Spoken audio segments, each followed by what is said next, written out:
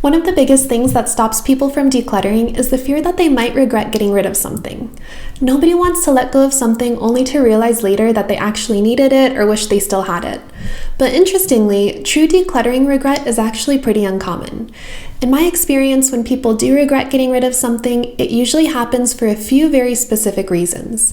And once you understand what those reasons are, it becomes so much easier to make thoughtful decluttering decisions without constantly worrying that you'll make a mistake. So in this video, I want to walk you through a few things you can keep in mind when you're deciding what to keep and what to let go of, so you can declutter your home with a lot more confidence. If you're new here, I'm Kelly, a professional organizer with a background in behavioral science.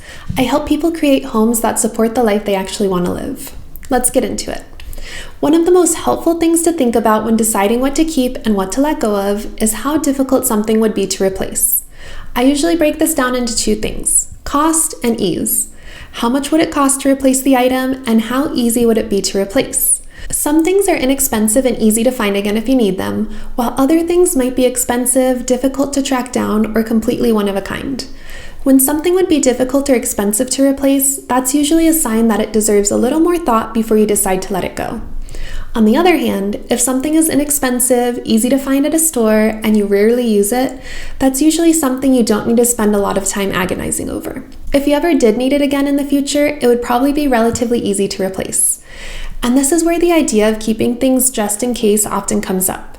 A lot of items stay in our homes simply because we think we might need them someday. But when you keep something just in case, you're paying a price for it every single day in the form of the space it takes up in your home, which might not be a big deal if this just happens with one or two items, but often the mindset of holding on to things just in case becomes a blanket decision that you use for most things, which will lead you to have a large collection of items you will probably rarely or never use. That space could be used for things you actually use and enjoy, or it could simply make your home feel calmer and easier to live in.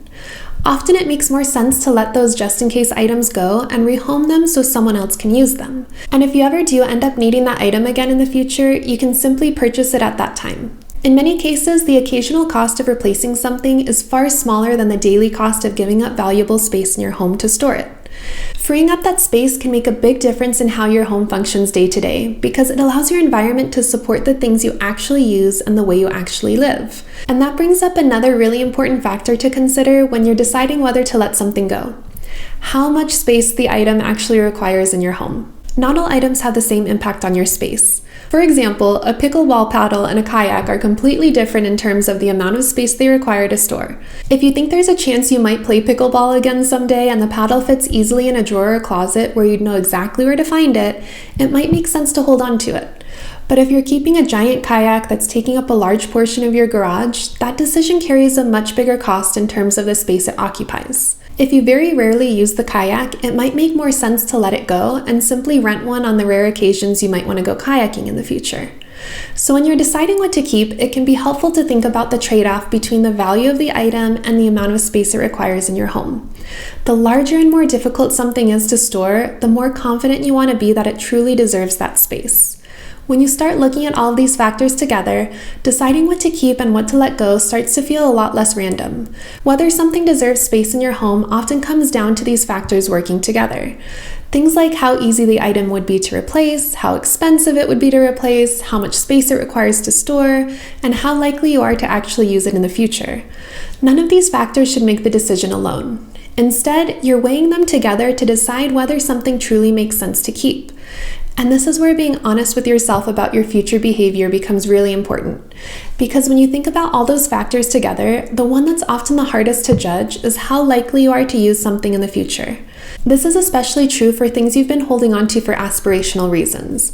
Whether it's a pair of jeans that's a size smaller than you currently are, exercise equipment you rarely use, a collection of books you want to read, or equipment for a new sport or hobby you wanted to try. Having some of these things in your home can actually be a strong source of motivation if you're strategic about it. But these things can become problematic and just lead to overstuffed storage spaces if you aren't making intentional decisions. And when you have a ton of aspirational items shoved in a storage space, they lose their motivating power altogether because they become too difficult to access if you wanted them. And when there are too many aspirations competing for your attention, decision fatigue is likely to set in, and you'll be more likely to just ignore all of the things completely because they feel too overwhelming. Here's an example. Suppose you have an area in your garage where you store equipment for outdoor activities. Maybe you're a person who loves the idea of trying new things and you've made a habit of buying gear for outdoor activities that sound fun every time a deal pops up. So now you have an area in your garage filled with equipment you haven't used for activities you have never tried but might be interested in. The area in your garage is holding too much stuff and it isn't organized in a way that makes sense, and things are just stacked on top of each other. When you do have a free afternoon, what are the chances that you're going to go into your garage, dig through all of the gear, and make a decision to try out one of these new activities? If you're like most people, the chances of that are quite slim, especially when it comes to any of the gear that's stored under other stuff. At that point, you've given up this space in your garage and you're getting nothing for it in return. Now imagine that you've sorted through all of these items through a realistically aspirational lens. You've actually considered what things you'd be most likely to use and enjoy, and found good homes for the rest of the gear. Now you have a manageable amount of stuff that is all visible and easy to access. Maybe you decided to only keep gear for 2 aspirational activities. So now when you have a free afternoon and decide to get outside and try a new activity, you have an easy decision to make with no extra friction involved. You can go out into the garage and choose to pull out your pickleball gear or your golf clubs, both of which are visible and easy to get to. This is a long-winded way of explaining something that's actually pretty simple. Decluttering isn't about getting rid of as much as possible, and it's definitely not about giving up on the goals you have for yourself. It's about being intentional about what deserves space in your home. When you look at your belongings through that lens, considering how easy something is to replace, how much space it takes up, and how likely you are to use it, you can start making decisions that actually support the life you want to live.